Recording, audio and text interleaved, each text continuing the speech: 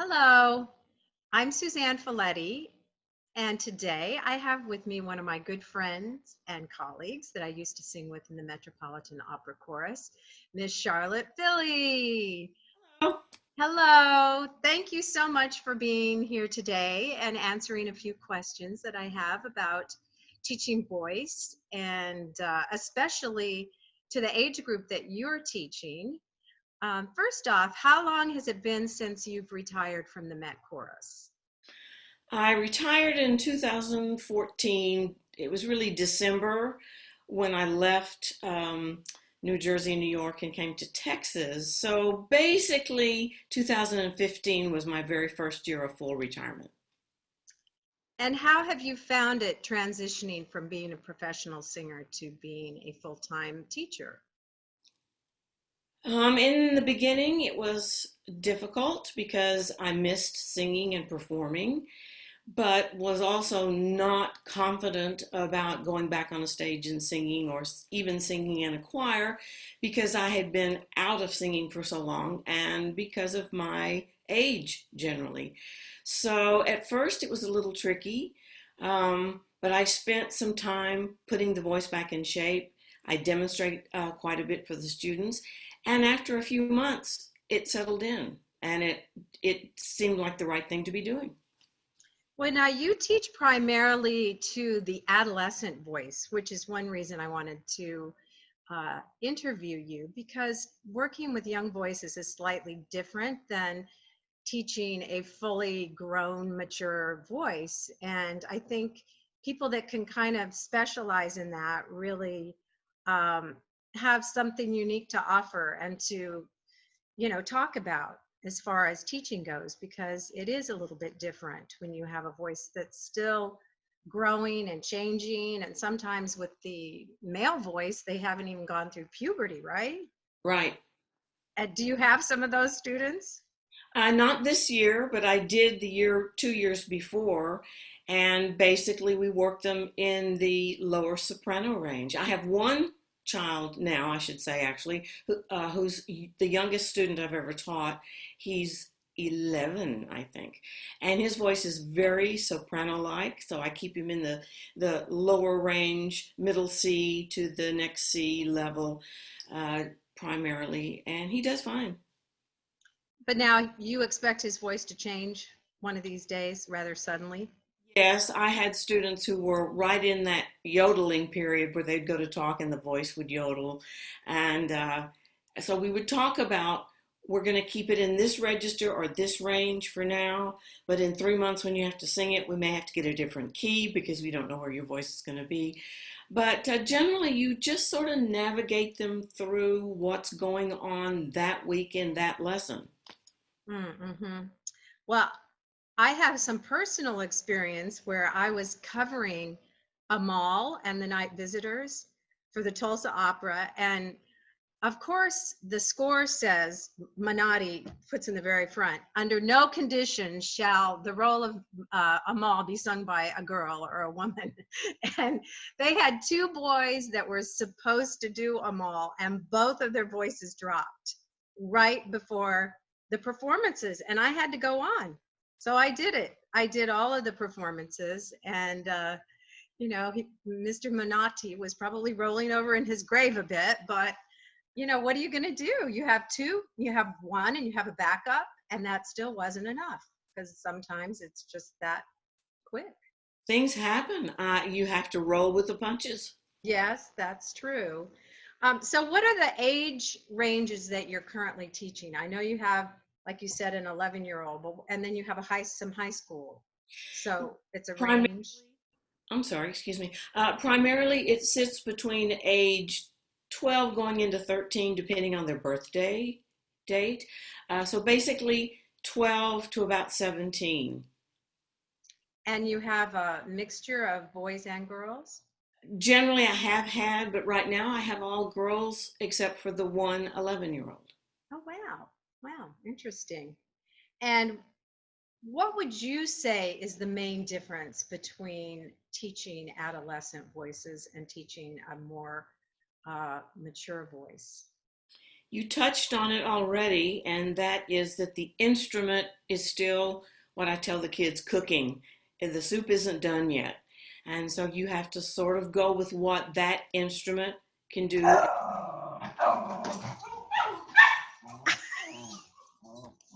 Hello. All right, we're back at it after my dogs had preempted us for a minute. Live, no question that we're doing this live now. But as we were talking about the difference between the adolescent voice and the mature voice, and you were saying, The most significant thing I find is difficulty teaching them how to handle the breath, how to support. And I understand that part of that is probably because the folds, the edges of the folds may not meet quite as thin an edge as we like. So breath support is tricky. And the other thing that we deal with constantly is trying to get focus in the sound as opposed to a diffused, somewhat breathy sound. So those two areas of singing I find are the most difficult as the children are younger. As they age and everything starts to settle in physically, it gets easier and easier. mm-hmm. What about vibrato? Does that come in as easily in the young voice, or do you find that that is also connected to the age of their instrument? It's definitely connected, but like in all things physical, sports or singing, dance, you're going to find students who have beat the curve and they've already developed very substantial vibrato. And when that happens, I just make sure that those, and it's generally girls, I make sure they're not creating Uh, vibrato artificially. I was just going to ask you that if you find that they try and manipulate one. They do. Some do. I have a really highly talented singer. She's amazing. But she had, as a sixth grader, had developed vibrato. And the more I worked with her, the more obvious it became that she was pressing into that vibrato to keep it going or to make it stronger. And we really had to do some very specific exercises to let the vibrato happen naturally and for her to understand the difference. Yes, yes. I think that's probably the main job as a teacher is that you're imparting a technique that they can um, create on their own, so that when they're not in their lessons, they know why they're doing the exercises and what is the purpose of the exercise, because they're only in a lesson. How long are your lessons? Well, I'm extremely lucky in one regard and very pressured in another. Uh, on the positive side, the school system here provides the program for private lessons, whether it's band, orchestra, or vocal. And music in my school district is a number one, top notch. So they get great training in the choirs and the bands and the orchestra. But the downside of that is that they take lessons during their choir, band, or orchestra period. So the time is very limited. So the answer to your question is I have those students for 25 minutes a week. Wow. So it's really important that they understand how to practice on their own and what they're trying to accomplish. That is probably the hardest thing to teach because you blow up the rubber boat and then you put it on the ocean and hope that it sails, right? And they don't always understand the importance of daily practice, not just singing, because they get a lot of singing because they take choir every day. And they love to sing, so they sing to their streaming music and all that. But to have them, what I call practice with purpose. Why are you doing this, and what is it you're supposed to be making happen consistently? And the older they get, the more they get that. But it takes a while for them to understand that concept. Right. And aren't you preparing a lot of them for music contest and auditions for all choir and all state? And so that forces you to work on music that maybe otherwise you might not pick for them. I will give you a great example. It just happened. We're in the process of auditioning virtually this year, auditioning for all region, which goes into all area, which then becomes all state choir. In the state of Texas, that's a lot of singers. But in their all region music, they audition by singing their vocal part to a particular cut in the music. So 12 bars on page 11 to page 14, something like that. Well, one of the songs that just came up is quite advanced. I find that all the music for the all region and all state choirs here in Texas, they're doing one section of the Brahms Requiem. Whoa. Do not.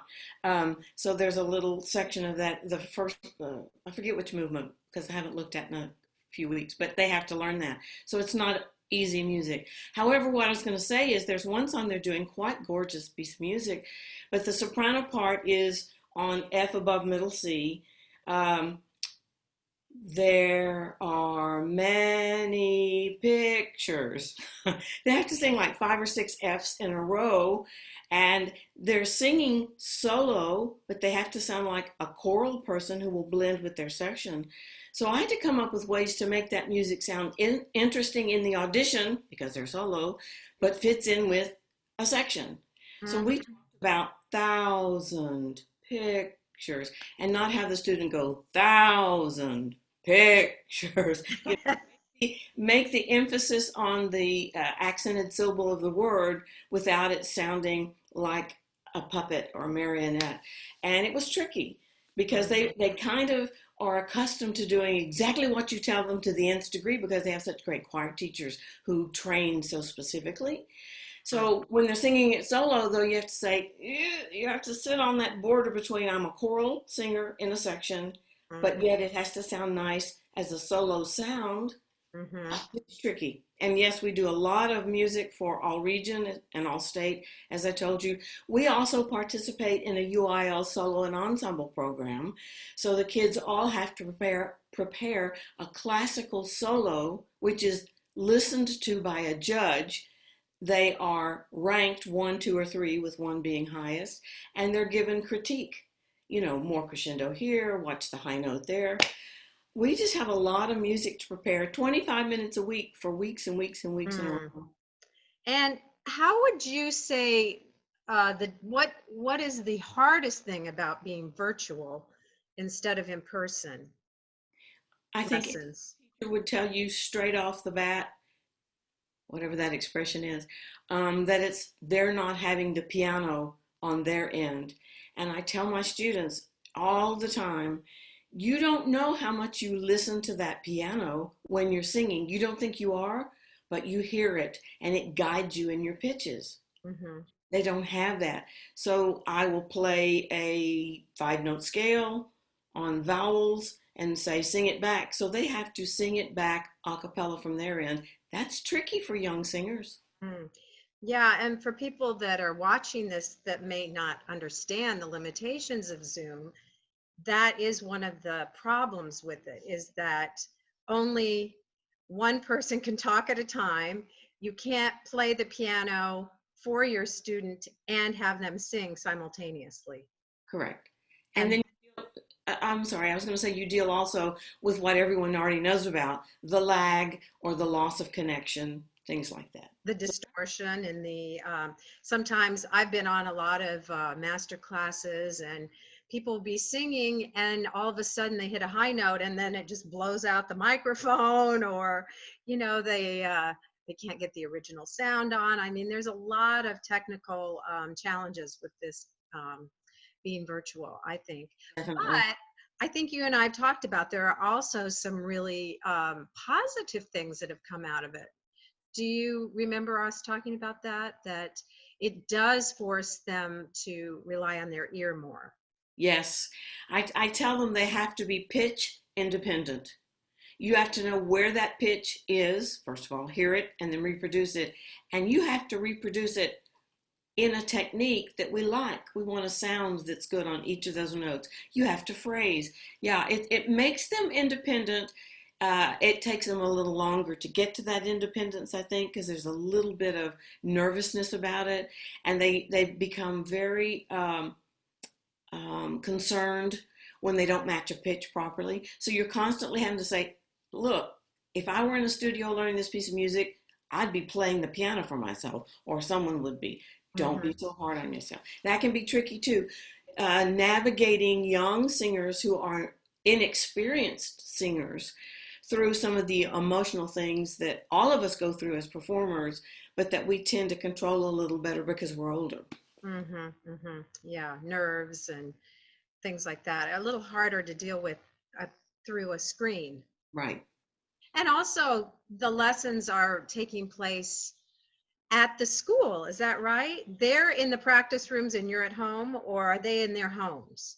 Some of them, we're still in the COVID system where some students go what we call face to face. So they're in the classroom in person, on site. And then other students are studying still from home. So I have some who are in a practice room connecting to me, and some who are, in the bedroom or the parents' computer room. Some are at home, some are at school. Yeah, and I would think for the kids doing it at home, if it's not really private, it could lead to a lot of self-consciousness, especially if the other siblings are listening and maybe making fun as they like to do. Now, So, I mean, I think that's an additional challenge. But they also are so adept at using technology and finding their own tracks that they're not as reliant on the piano like you and I were when we were training. They just look up the song and find the accompaniment and work on it without, any, real problems. each of our schools has a pop choir. So the kids are always looking for a pop, or in some cases, a musical theater, depends on what the teacher allows, a pop tune or a musical theater tune. And they are pulling those right off the internet, or the streaming, I guess I should say. And these kids sing to a track like they've done it their whole lives. I myself will pull out a track for an aria or an art song or even a pop song that I'm working on with them. I can't do it. And they split and they're very accurate. It's really amazing. Yeah, I can imagine, because we were used to the piano follows us. If we didn't like their tempo, we'd either tell them, "Can we do it a little faster, a little slower?" But with the technology, I guess you can do some of that, but kind of what you get is what you get, right? Except for the key, you can adjust the key on a lot of them. Some of them you can. The music books that I teach out of, I have become very insistent that I only buy the ones that have MP3 tracks available, or some of them still have CDs tucked in the back cover. So I send those to the students as soon as we've assigned a song. I send those to the students straight away and say, start learning what this track does and doesn't do and learn to stay with it. And this year, because we're so virtual as opposed to in person for all state, their solos for UIL solo and also their auditions for the all state, all region choirs, Mhm. they have to use tracks. I mean, they have combined new technology with old technology in ways that you and I never conceived of. It's pretty cool, actually. Are they going to be doing a concert virtually with kind of like the little boxes, what we've seen, and then somebody's going to edit them together? Or what is Um, the plan for that? the last word that I had was that that probably wouldn't happen because of the technological logistics that make it so difficult.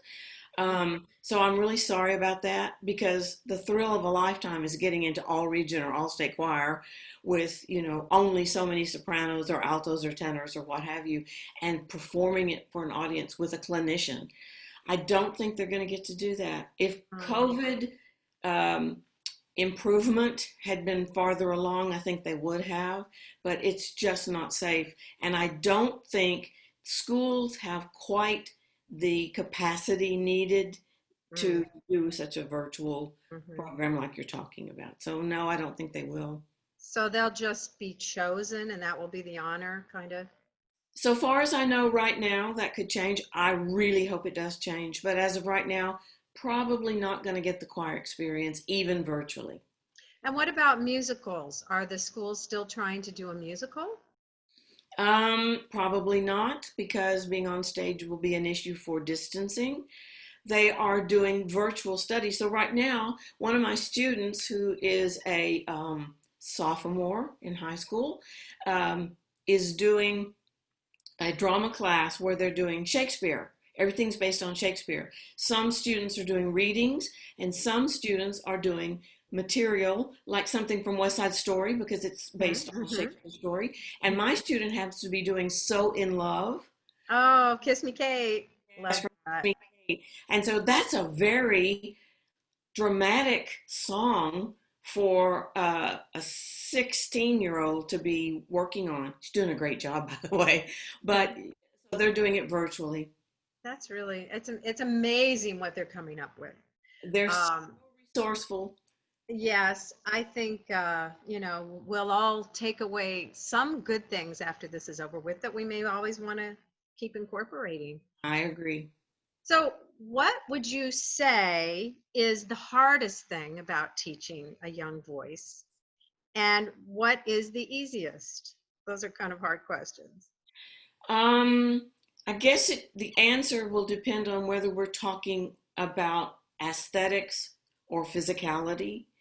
And I'm going to say that one of the hardest things is musical phrasing because the instruments, their vocal instruments, are so limited.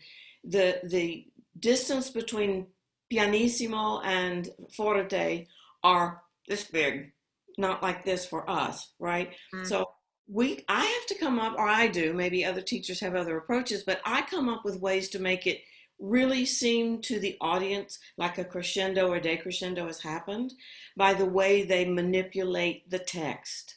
Sort of like we were talking about earlier. mhm. Find where the main word in the text is. Hopefully, it corresponds with the peak of the phrase, and lean into that and move away from it a little bit. Because it's very hard to get a wide range of loud and soft with very young voices. Mhm. And it's also really hard to teach them how to sing sentences even though they're singing. You can't just do word to word and rely Mhm. on the melody. That's really tricky with young sensibilities. These are children in some Mhm. cases, 12 Mhm. and 13. Yeah. And so it gets a little tricky. And that's when I then do the opposite. I find very arbitrary things to do. Now, when you get to the word balloon, I want to hear balloon really pop out at me. Mhm. And that sounds louder when you do like that because of the And the audience feels a sense of something phrasing having happened. uh-huh, uh-huh. And what do you feel they do just without even thinking that comes second hand to them or second nature? If they are in the choir and have been in a choir for more than 5 minutes, the school choir, and if they have a real innate sense of music to begin with, the easiest thing in the world is to get them to sing a song well with a track. They just, when we were just saying that, they Mhm. just know how to make it happen and make it sound like the track and the voice have always been together, especially my students who also do drama. Because I can look at them and say, you know what you do in that line in Frozen? You know how you made that line work in Frozen? Do Mhm. that with the Water is Wide. Do that with this song. Bingo, they get it. Their brains are fast and fresh, and they work on a really um, high level. And as long as they understand music sort of uh, innately, they go with it. It's great, and they get so much joy and pleasure when they've accomplished something. There's nothing better than they're having achieved something, and that look on their faces that goes, I The just light bulb went on. such self pride that they did it. Oh, that's so It's great. cool. It's great. Now, if you met a parent who wanted to start their child on voice lessons, what would you say is the youngest somebody should consider having their child? I know this can vary. You might have a few exceptions here and there, Hmm. but generally speaking, What advice would you give to a parent who maybe hears their child singing around the house all the time? Um, I will use an example first because it's just happened in the last few weeks, well, about a couple of months. And that's exactly the student we were talking about earlier, who's 11. Mm-hmm. And my sister had become my sort of like my producer.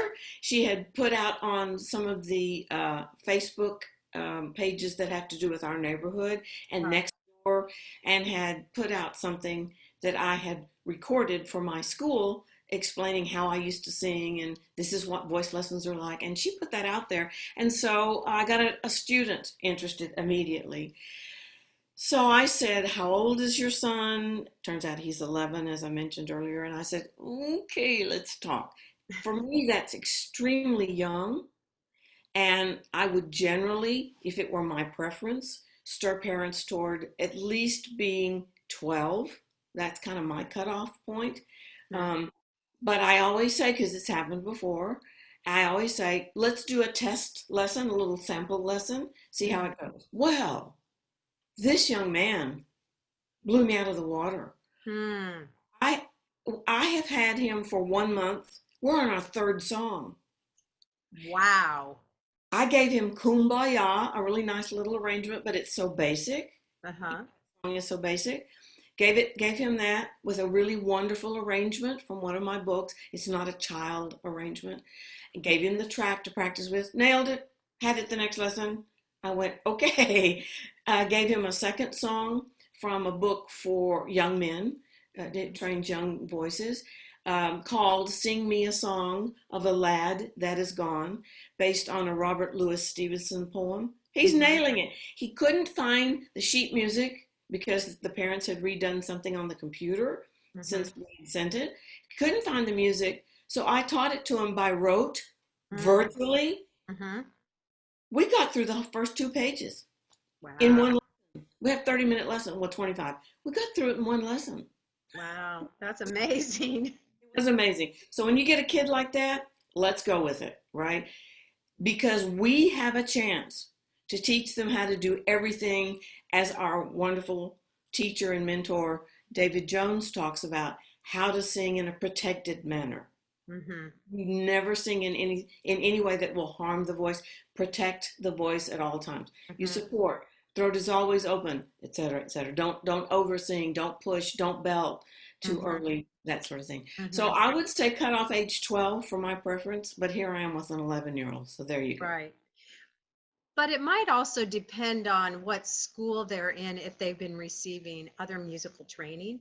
Like to me, piano lessons is probably, a little bit old fashioned, but that gives them a huge uh, foundation to understand how music is and just how to read notes, Yes.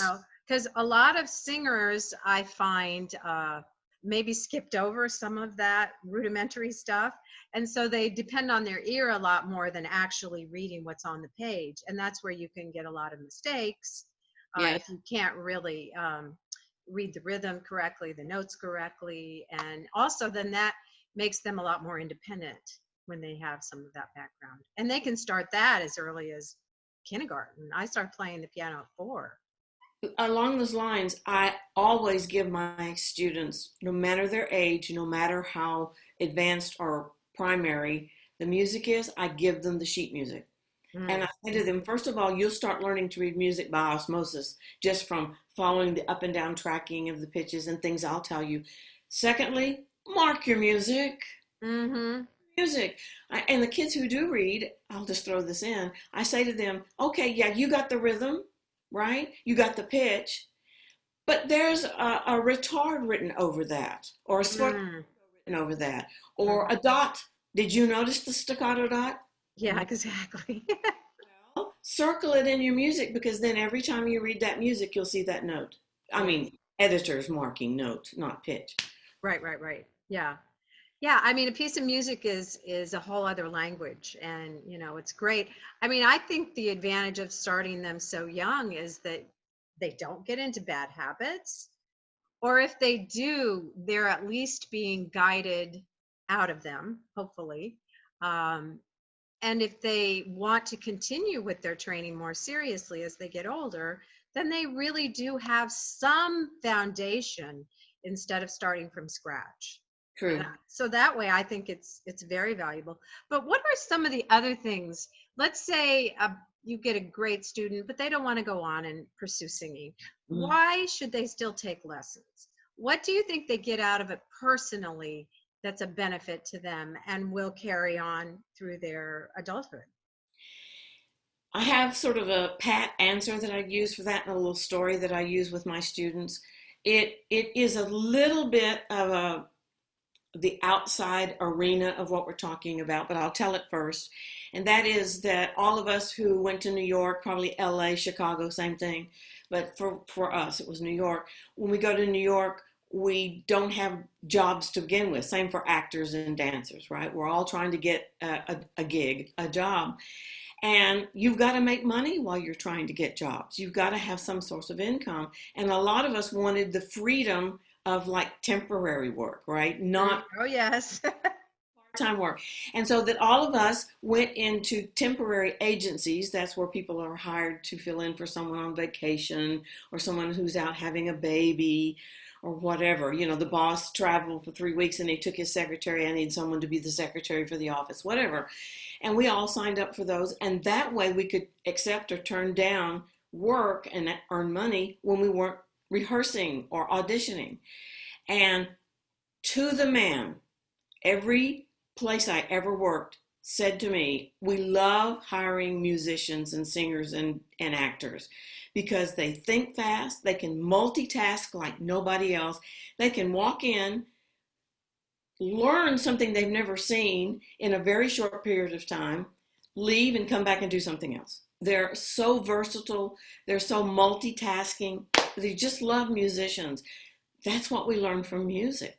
Mm-hmm. We learn to do physical things, emotional things, interpretive and expressive things all at the same time. Because that's what performing is, moving around on your feet and still making a good sound, right?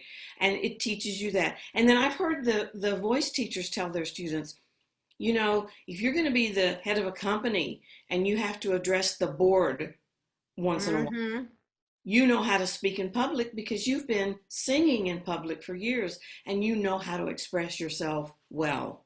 I think it filters into business life, definitely filters into social life. Yes. You become much more adept at conversation and being comfortable in an uncomfortable situation.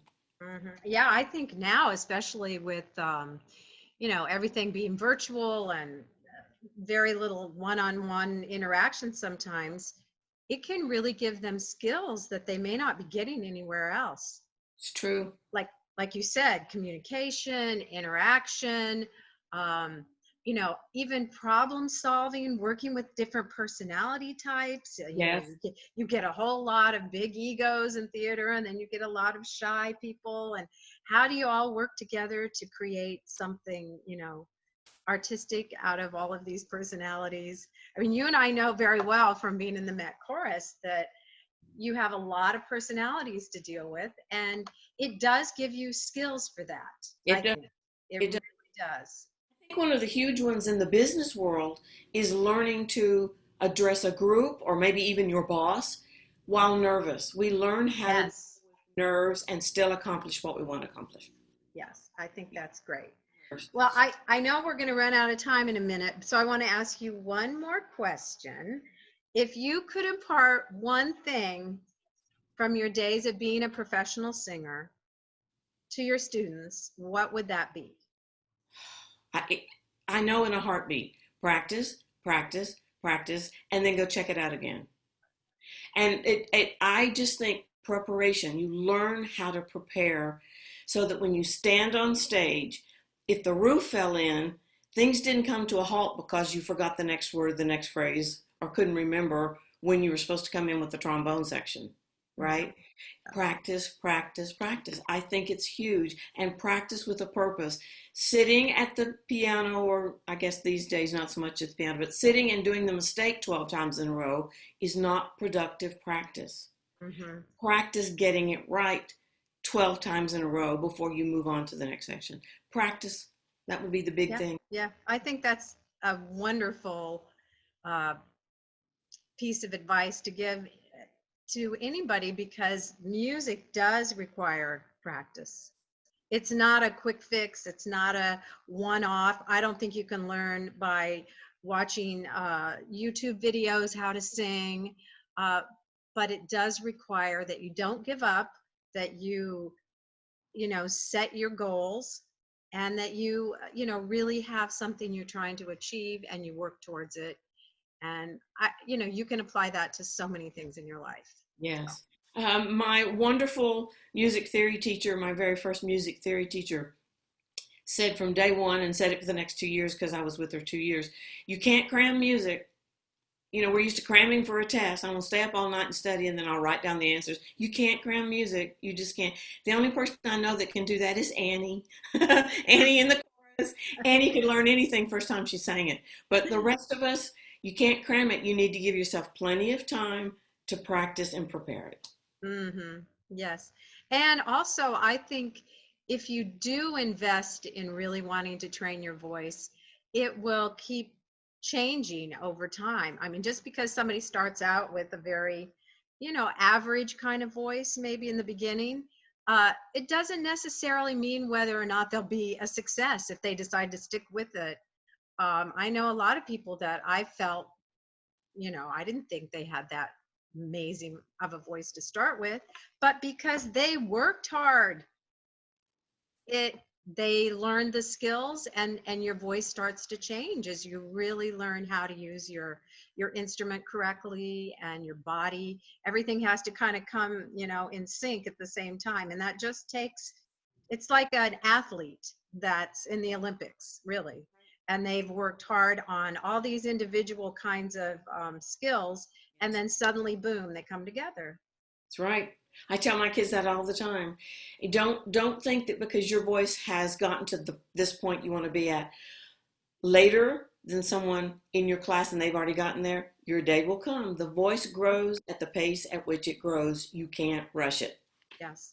And it is a skill that you can learn for the most part. Now, there might be some voices that are going to be more special sounding or bigger or whatever, have a quality that people really want to pay to hear. But it doesn't mean that they can't really get to a certain level of, mastery over it. That's true. I've seen it over and over and over on the Met stage. Yes, we Someone have. who and you just know from day one they're going to be a shooting star, and then others who come in and you think, well, it's good, and a year or two later they're just knocking your socks off with it. Yes, yes. All right. Well, thank you, Charlotte. This has been wonderful. I hope for anybody who's listened, maybe you've learned a little bit about the adolescent voice, and how lucky they are to have somebody like Charlotte Philley teaching them from the get-go. Suzanne, That I have said this many times. We wish we had had a teacher in those young years where instead we started learning it basically in college or late high school. It would have been great to have a teacher at 12 years old. Yes, yes. So your teachers, or so your students are very lucky. And I know that they know that because she's the one in demand. Thank you for that. All right. Well, thank you so much. And I'll be in touch with you soon. We'll keep in touch with you. Absolutely.